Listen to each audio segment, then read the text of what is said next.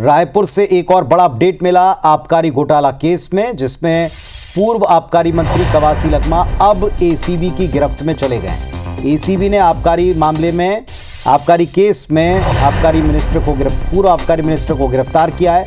Production warrant पेश कर दिया था कल ही कोर्ट में और एसीबी के आवेदन पर कोर्ट ने गिरफ्तारी की अनुमति दे दी, जिसके बाद अब उनको एसीबी ने गिरफ्तार कर लिया। अब उनसे एसीबी इस केस में पूछताछ करेगी। पहले से अग्रिम जमानत लगाई थी जो कि मंजूर नहीं हुई और इसके बाद आज कवासी लखमा कोर्ट में पेश हुए, एसीबी के हवाले कर दिए गए।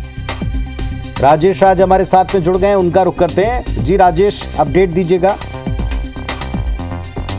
देखिए, एसीबी ने गिरफ्तार कर लिया है पूर्व आबकारी मंत्री कवासी लखमा को।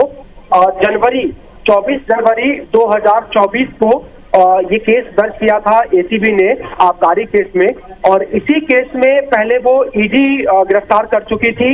ईडी की पूछताछ चल रही थी, पूछताछ हुई भी, उस तरफ से जांच रिपोर्ट भी पेश कर दी गई थी चालान, और 3 महीने लगभग पूरी होने के हुए तो ये संभावना थी कि अगर जांच रिपोर्ट पेश हो गई है, चालान पेश हो गई है, तो फिर उस मामलों में जमानत मिल सकती थी ईडी के मामलों में।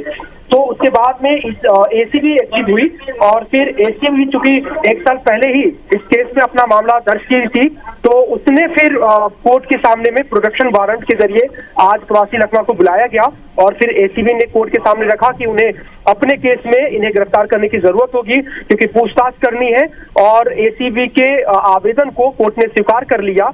क्योंकि इनकी अग्रिम जमानत का केस लगा हुआ था हाई कोर्ट में, कल की तारीख तय थी, यानी 3 अप्रैल की तारीख तय थी, इसमें सुनवाई होनी थी। उससे पहले इंटरवीन हुआ, 1 दिन पहले एसीबी ने प्रोडक्शन वारंट पेश करके गिरफ्तारी की अनुमति चाहिए, तो इनकी ओर से फिर हाई कोर्ट का दरवाजा खटखटाया गया। आज उसमें मोशन पे चर्चा भी हुई नोटिस में, लेकिन चूंकि बहस के लिए दोनों पक्ष उपलब्ध नहीं थे, तो आज हाई कोर्ट का इसमें कोई फैसला नहीं आ पाया। और चूंकि कल की तारीख इसमें तय थी, उसके पहले ही एसीबी ने प्रोडक्शन वारंट पेश कर दिया था रायपुर के कोर्ट में, लिहाजा रायपुर कोर्ट ने एसीबी के आवेदन को मंजूर कर लिया और फिर उनको अपने केस में गिरफ्तार करने की अनुमति दे दी। तो फिर एसीबी ने गिरफ्तार कर लिया है कवासी लखमा को।